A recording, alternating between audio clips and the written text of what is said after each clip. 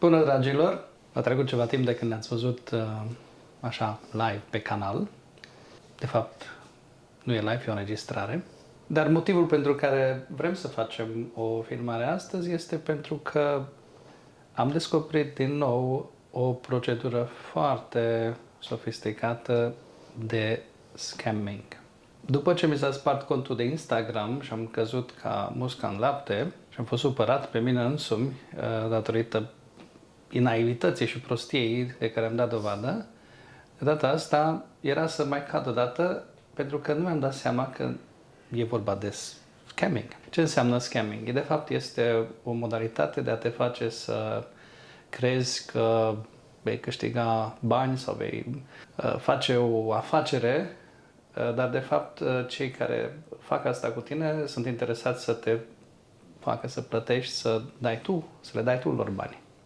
Ieri am fost contactat de o persoană pe WhatsApp cu număr străin, dar din partea unei firme de intermediere de locuri de muncă din Oslo. Firma se numește Kelly's Service și am căutat-o și am găsit-o pe net. E în Oslo și oferă tot felul de locuri de muncă în diferite domenii. Văzând că există într-adevăr firma asta, am zis că probabil acea solicitare este reală. Dialogul s-a desfășurat în norvegiană și la un moment dat mi-a prezentat un oarecare anunț de poziție liberă pentru freelancer, pentru oameni care vor să câștige un ban pe lângă jobul lor pe care l-au de fiecare zi. Dialogul s-a desfășurat, cum am spus, în norvegiană, dar se vedea că persoana nu stăpânește norvegiana și că probabil se folosește de un sistem de traducere automată, Google Translate sau ceva de genul.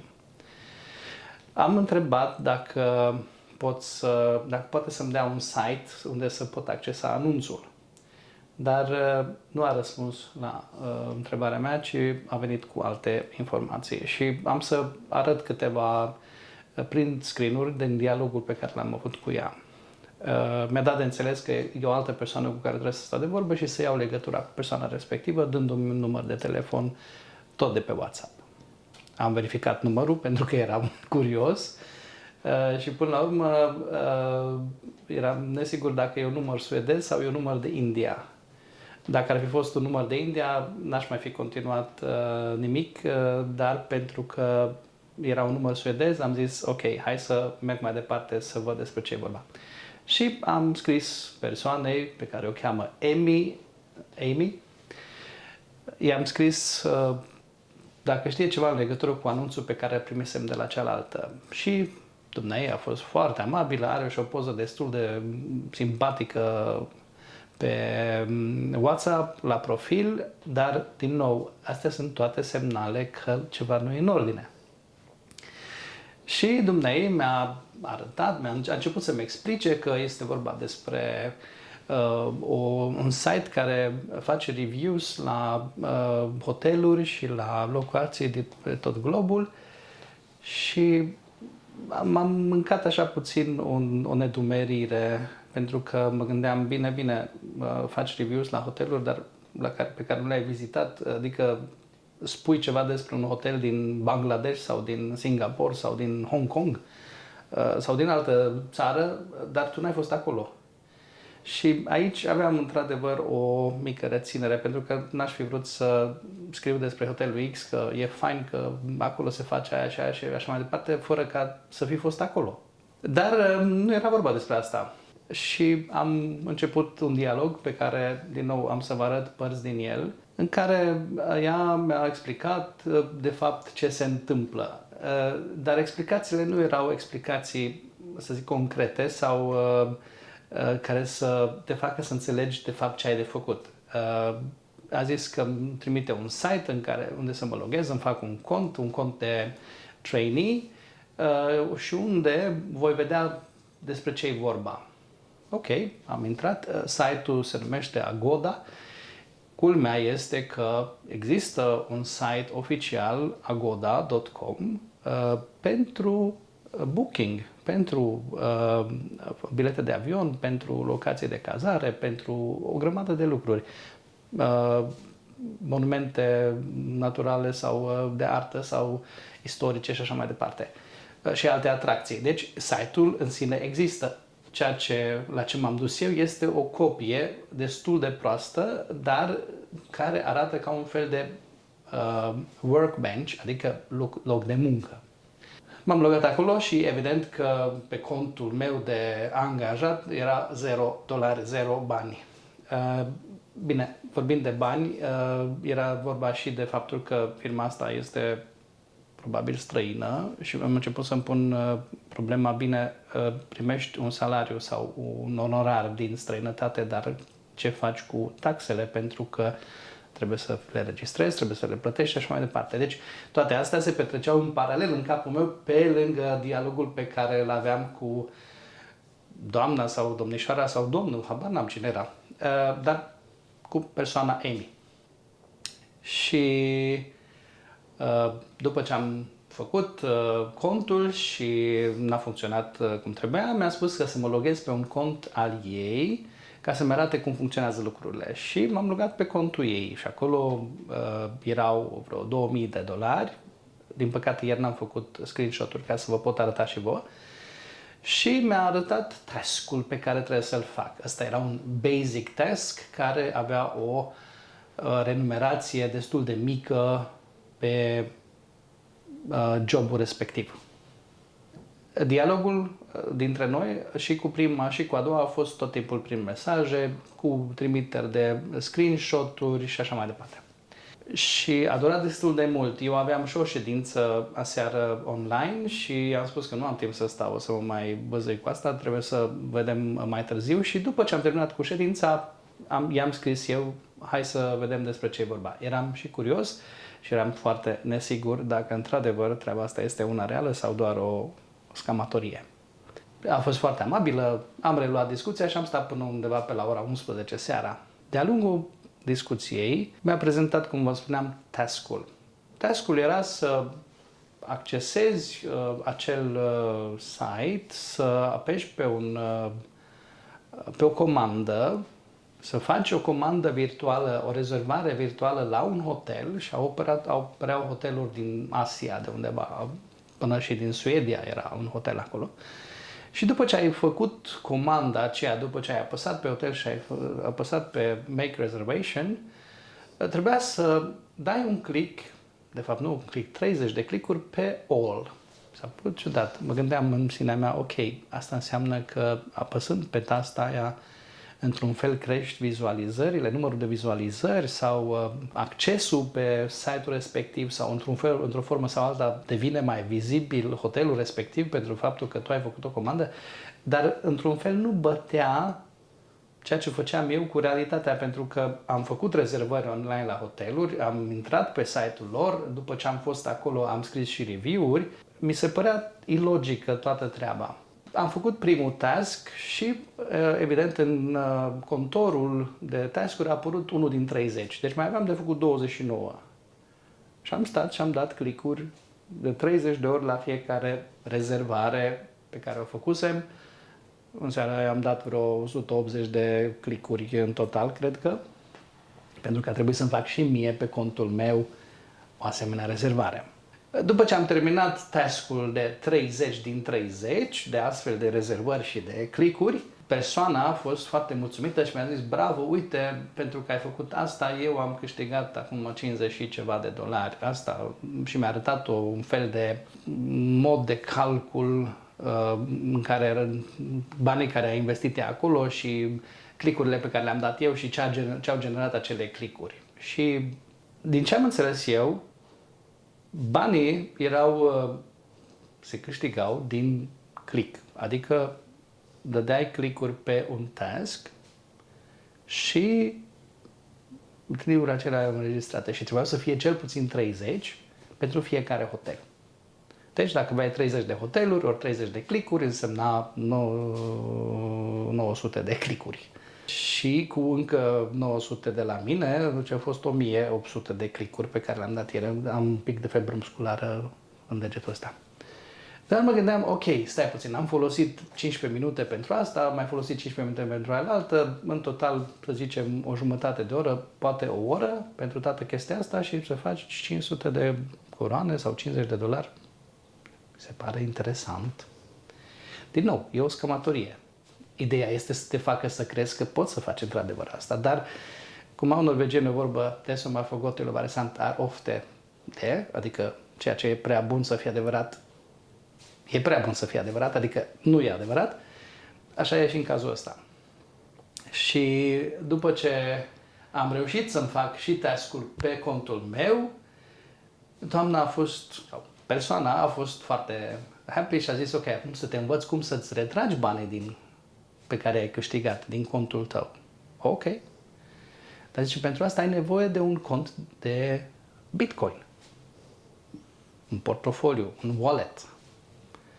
Eu nu sunt umblat în lumea Bitcoinului și a monedelor virtuale, dar mi-a recomandat și pe ce platformă să merg. M-am dus, OKX se numește. Mi-am făcut și contul, mi-am și verificat că trebuia verificat, mi-am și făcut wallet-ul pentru că trebuia făcut. Cei care sunteți cu Bitcoin și cu din astea știți cam despre ce e vorba. Și până la urmă mi-a cerut o adresă TRC20. Este de fapt adresa în care îți poți depozita, adică un fel de număr de cont în care îți poți depozita banii. Ei, aici a fost un punct cheie. Eu habar n-aveam ce înseamnă TRC20. Habar n-aveam unde să o caut și, din fericire, pe platforma OKX au și un chat. Și am intrat pe chat ca să pun și o întrebare. Pentru că erau foarte multe mesaje care veneau acolo între timp. Nu închisesem avertizorul și tot auzeam picături, pic și nu știam de unde vin. Era un chat care mergea în real time în timp ce eu eram pe contul meu de OKX. Iar acolo oamenii discutau și unii se întrebau, dom'le, dar de ce am ajuns aici? Dar de ce sunt eu aici? Ce fac eu pe chat-ul ăsta? Și unii erau mai noi, alții erau mai vechi. Și am pus și o întrebare. Alo, sunt nou pe aici. Ce înseamnă TRC20 și unde îl găsesc? Înțeleg că e o adresă, dar unde o găsesc? Și discuția se desfășura destul de repede. N-apucam să văd răspunsul la întrebare. Trebuia să merg în sus și în jos și tot dând scroll pe răspunsurile și pe dialogul de acolo, am observat că se vorbește despre scamming. Și hoteluri. Hopa! Și văd că e vorba și de un alt site, ceva cu 123 booking și unul îmi răspunde, te duci acolo și faci așa și vei vedea adresa. M-am dus, am găsit, m-am reîntors la chat să-i mulțumesc omului că mi-a dat ideea și între timp am văzut mai multe screenshot-uri, mai multe mesaje. Unul postase niște screenshot-uri dintr-un articol tocmai despre scam-ul cu hotelurile, cu rezervările de hotel. Și de atunci am știut cu ce am de-a face. Acum era ideea să văd când mi se vor cere bani. I-am spus persoanei că am reușit să-mi găsesc adresa de TRC, i-am și trimis-o ca să vadă că poate să-mi trimită banii și mi-a zis, nu, intri tu și îți trimiți tu singur banii. Și am intrat și am pus adresa de TRC, de OKX, am transferat $60, câți aveam disponibile acolo, munca mea și câteva minute mai târziu a apărut în wallet-ul meu. Evident că nu prea pot face mare lucru cu cei $60. Ideea este că sunt acolo. Și acum vine catch-ul. Pentru că după vreo 2 minute de discuție cu ea, că am reușit să transfer banii și că sunt acolo și așa mai departe, îmi spune, ok, acum trebuie să transferi $101 înapoi în contul tău pe site-ul lor ca să poți să deschizi celelalte task-uri. Adică, ca să poți să faci bani mai departe, va trebui să plătești $101. În principiu, dacă eu am scos 60, mai trebuie să plătesc 41. E o chestie tentantă, adică am luat 60, bag 40 și după aceea scot iarăși din nou. Dar știind că e vorba de un scam, i-am spus doamnei că sunt prea obosit, e ora 11 noaptea în Norvegia, eu am mâine treabă și ne vedem mâine. Un alt aspect a fost că în Până atunci, dialogul a fost unul, să zicem, profesional. Dar la sfârșit, când mi-am luat rămas bun, s-a schimbat puțin atmosfera. A scris dintr-o dată mult prea personal. Și asta a fost probabil cereașa de pe tort care m-a făcut să înțeleg că, ok, nu mai am ce face cu asta. Ceea ce vreau să vă spun cu experiența asta pe care am avut-o este că suntem tentați să găsim posibilități de a câștiga un ban în plus. Personal nu am avut tentația asta pentru că nu căutasem, nu depusesem niciun fel de solicitări, de scrisori de intenție, absolut nimic. Prima solicitare sau primul mesaj a venit din senin. Uite, ai posibilitatea să faci așa. Am zis, ok, let's give it a shot. Hai să vedem despre ce e vorba. Și probabil că și voi, fie că vă deschideți o firmă, fie că sunteți undeva și vă depuneți niște CV-uri online pe vreun site sau așa, sau efectiv faptul că sunteți pe carte de telefoane sau că este înregistrat numărul de telefon, este posibil ca să fiți contactați. Iar acest contact este de multe ori foarte simplu sau fără legături prea mari, dar e suficient ca să vă stârnească interesul. Așa cum mi s-a întâmplat mie. Pentru că am folosit ieri vreo 3 ore din viața mea pe o nimica toată, doar pentru că mi-a fost trezit interesul, mi s-a arătat ceva ce putea să fie real și am acceptat să urmăresc pista asta. La sfârșit, când s-a terminat totul, am fost nu neapărat dezamăgit, dar am fost un pic supărat pentru că mi-am mirosit timpul cu ceva ce e inutil. Mi-a trecut glonțul pe la ureche pentru că am stat și m-am uitat și m-am uitat la dialog și m-am gândit la ce am discutat și dacă am dat date personale. Numărul meu de telefon e public, îl știe toată lumea, îl poate accesa toată lumea, numele meu e public, îl poate găsi toată lumea, dar în afară de cele două lucruri nu au fost alte date pe care le-am dat lor. Deci asta este un lucru la care trebuie să fim atenți în perioada asta, dar dezamăgire nu am simțit, poate satisfacția că am reușit să mă prind de scamatorie înainte să fie prea târziu. Sentimentul pe care l-am văzut la cei care scriau mesaje este de dezamăgire și era unul care scria, bine, eu le-am dat 1000 de euro, încă mai aștept să văd dacă scot ceva din ei. Și ceilalți spuneau, domnule, nu mai primești nimic pentru că ți-au luat banii, vei încerca să mai faci ceva și dacă vrea să mai faci ceva, îți vor mai cere încă bani ca să poți intra pe site. Deci, scamatoria asta nu se termină niciodată dacă muști din momeală de la prima. Ce aș vrea să vă recomand tuturor este să vă gândiți întotdeauna dacă oferta pe care o primești, dacă vine cineva așa din senin și îți oferă ceva, dacă acea ofertă e prea bună să fie adevărată. Banii nu pică din cer. Nu e nimeni pe lumea asta care să vină să-ți dea bani din senin doar așa pentru că te cheamă pe tine Vasile, Petrică, Ionică sau Maria. În spatele fiecărei abordări există un interes. Sunt foarte puțini oameni care fac ceva dintr-un motiv dezinteresat. Când sunteți sau ajungeți într-o situație asemănătoare cu a mea, gândiți-vă la câteva lucruri. Eu mă gândeam, în primul rând, la partea asta etică. Cum aș putea eu să scriu ceva despre pentru că asta credeam de la început. Cum aș putea eu să scriu ceva despre un hotel pe care nu l-am vizitat niciodată? Mi se părea nesincer, mi se părea că aș minți, adică să stau să scriu un review despre un hotel, că am fost acolo, că l-am văzut, că l-am vizitat, că e fain, că nu știu ce, să-i dau 5 stele. Mă gândeam că asta ar fi jobul. Ei, s-a descoperit că jobul era mult mai simplu, să dau doar clicuri. Și asta este o mică atenționare că ceva nu e în regulă. Pentru că efortul pe care îl depui pentru a obține un ban trebuie să stea într-o relație de echilibru. Știm că muncim în construcții sau în sănătate sau undeva și că salariul pe oră e undeva aici în Norvegia între 200 de coroane până la 300-350 de coroane la oră. Dar când faci 500 de coroane la oră pe un job de la calculator, trebuie să-ți sune câteva alarme înainte ca să accepți așa ceva. E foarte greu să găsești informații despre asta atunci când ești prins în joc. Pentru că odată ce îți este captată atenția la ceea ce ai de făcut și la cum funcționează lucrurile, e de fapt ca un iluzionist. Iluzionistul te face să te uiți într-o direcție în timp ce, sau să fii atent la un anumit detaliu în timp ce îți creează iluzia că s-a întâmplat ceva. Iar scamurile astea sunt exact așa, o iluzie. Te face să fii atent la un lucru ca toți avertizorii tăi să nu fie atenți la ceea ce poate fi într-adevăr un pericol.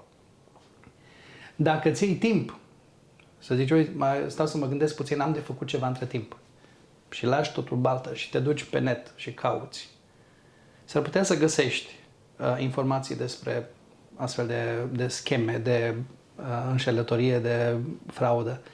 Dar eu vă spun, eu nu m-am uitat. Și întâmplător, uitându-mă pe acel chat în contul meu de OKX, acolo am văzut că se vorbea despre asta. Deci, într-un fel, am dat ca orbul brăila peste informație. Dar vă recomand vouă să fiți foarte atenți. Schemele sunt foarte multe. Primesc zilnic foarte multe mail-uri, deși mi-am curățat e-mail-ul. Primesc foarte multe scheme foarte asemănătoare cu site-uri reale. Site-ul de la Goda era copiat, era o copie proastă, o să vedeți câteva screenshot-uri cum arată. Dar scuza era că ăsta e modul tău, e bancul tău de lucru, deci nu trebuie să fie site-ul în sine. Dar în principiu, dacă te uiți la toată treaba, de fapt e o făcătură. Doar că vezi asta abia după aceea. Atunci pe loc ești captat de ideea că faci bani, că poți să câștigi ceva și, cum am spus, avertizorii voștri sunt băgați în ceață, nu văd nimic. Pentru că ești manipulat de ideea că poți să faci un ban. Iar eu vă spun că stăteam și calculam cum să mă trezesc dimineața pe la 5, să-mi fac task-urile pe o zi și după aia să mă duc să-mi văd de treabă mai departe și să fac un ban pe lângă tot ceea ce fac eu, toate activitățile mele. Deci, până acolo ajunsesem în gândirea mea. Cum am spus și poate că mă repet, fiți cu ochii în patru. Nu dați click-uri pe link-uri pe care le primiți pe mail. Dacă banca sau instituțiile statului norvegian, NAV, autoritatea fiscală, Statens-Vegvesen, poliția, instanțele de judecată vă trimit un e-mail, vă vor informa în e-mailul respectiv despre un anumit lucru. Și vă spune, du-te pe site-ul nostru și loghează-te acolo. Îți vor trimite ei un link ca să te loghezi. Pentru că cei care fac scam copiază layout-ul unui e-mail de la NAV, de la Skatteetaten, de la alte instituții, deci arată ca un e-mail al lor, iar linkul are un URL, adică o adresă de internet care absolut nu corespunde cu instituția respectivă. Și cel mai simplu e să ții mouse-ul pe linkul respectiv. Nu să dai click, doar să ții mouse-ul pe el și jos pe ecran îți apare adresa. Asta este un feature, o funcțiune pe care o are orice calculator. Ții doar link-ul sau dai un right click, copiezi link-ul, îl pui într-un Word document și vezi care e adresa de fapt. Și atunci îți dai seama că de fapt te trimite la o adresă cu totul greșită. Iar dacă dai click pe acel link, se deschide un site care seamănă foarte mult ori cu site-ul de logare de la Min Bank ID sau Bank ID, ori cu Skatteetaten, ori cu NAV, ori cu altele. Deci ei în activitatea asta de scamming sunt foarte elaborați în sensul că copiază foarte multe lucruri, dar link-urile sunt eronate și până la urmă ajungi să dai din mână datele, credențialele de conectare la bancă sau la scat unei persoane neavenite. Iar asta îți poate crea foarte mari neplăceri. De aceea, nu dați click de pe link-uri de pe e-mail. Dacă ai de rezolvat ceva la bancă, te duci și te loghezi pe aplicația băncii sau pe site-ul băncii pe internet. Dacă ți se solicită să te uiți pe NAV, te duci pe nav.no, intri acolo, te loghezi cu credențialele tale și așa îți accesezi contul. Deci asta este cel mai bun sfat pe care vi-l pot da. Iar când e vorba despre abordări pe care nu le-ați solicitat, fiți cu ochii în patru. Eu n-am cerut, n-am depus aplicații, am fost contactat așa. Un alt aspect pe care vreau să vă fac la care vreau să vă fac atenți. Atunci când vă faceți o firmă, datele voastre, firma aceea apare în registrul Brønnøysund. Și au mai fost români care m-au contactat anterior, care mi-au spus: domnule, după ce am făcut firma, la vreo 2 zile m-a sunat cineva că mă ajută să facă, să mă registreze, să nu știu ce. Din nou scamming. Oamenii aceia au avut de plătit mii de coroane pentru că au zis da la ceva ce nu știau. Sau ca să îi facă firma mai vizibilă sau așa, și încheie un contract care e pe 1 an de zile și costă o grămadă de bani. Deci, registrele la Brønnøysund nu vă vor suna să vă ofere alte servicii. Deschiderea unei firme este gratuită pentru un ENK, durează timp pentru că formalitatea de deschidere e una, semnarea digitală e al doilea pas și apoi va fi acceptată. Sunt tocmai într-un asemenea proces și eu, n-am făcut-o niciodată, acum o fac, văd ce înseamnă. Dar, după ce a fost înregistrată firma, vă puteți trezi cu apeluri sau cu mesaje sau cu e-mail-uri legate de firma voastră de la firme care vă oferă nu știu ce. Refuzați acele servicii imediat, pentru că vă legați la cap cu ce când nu vă doare și vă costă o grămadă de bani. Cam astea ar fi sfaturile pe care le am. Vă doresc tuturor mult succes, vă doresc tuturor să puteți manevra neatinși și nevătămați printre astfel de iceberguri ale scamurilor și vă doresc o toamnă cât se poate de frumoasă. Se apropie iarna.